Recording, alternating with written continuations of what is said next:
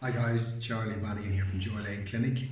Today I want to discuss low back pain and the different types and how it can present.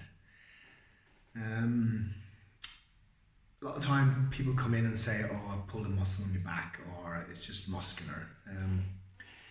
Well, technically speaking, the muscles will be involved. I say to people, think about if you play sport and you actually pull a muscle, like you pull your quadricep or pull your hamstring. That's quite painful, and you know you've done it. With back pain, yes, you can pull a muscle by lifting something heavy, but invariably what happens is you either lift something and the muscle's going to do a spasm, or you may have a stiffness in the joint, which then causes the muscles to get tight. So I always treat both. I look at the muscles and the mechanics of the movement of the joints, because I find if you treat both, you get full resolve a lot quicker. What I mean by that is most things that I see that are mechanical back pain, i.e., pain in the back, maybe radiating to the top of the buttock, 2 to 3 sessions will pretty much clear that up.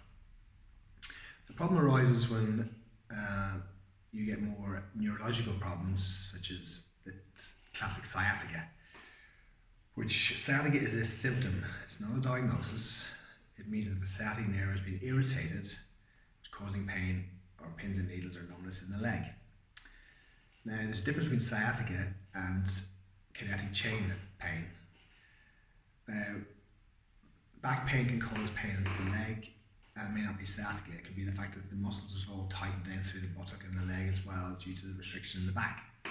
And this is easy to diagnose by doing the certain testing that we do when we see you for initial assessment.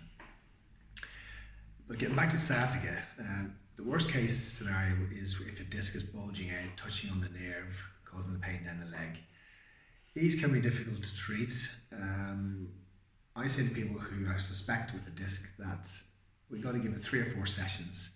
If it's starting to improve, well then I think we'll get full resolve, and it could take between 6 and 9 sessions. If after 3 or 4 sessions there's no great improvement in treatment in the symptoms, then I would suggest referring for an MRI to see the extent of the prolapsed disc, and then possibly referral on for a steroid injection or worst case scenario surgery. But as I say, the majority of low back stuff we see 2 to 3 sessions, we can pretty much get things sorted out and back to normal. Hope this helps a bit, guys, and I'll see you soon. Bye.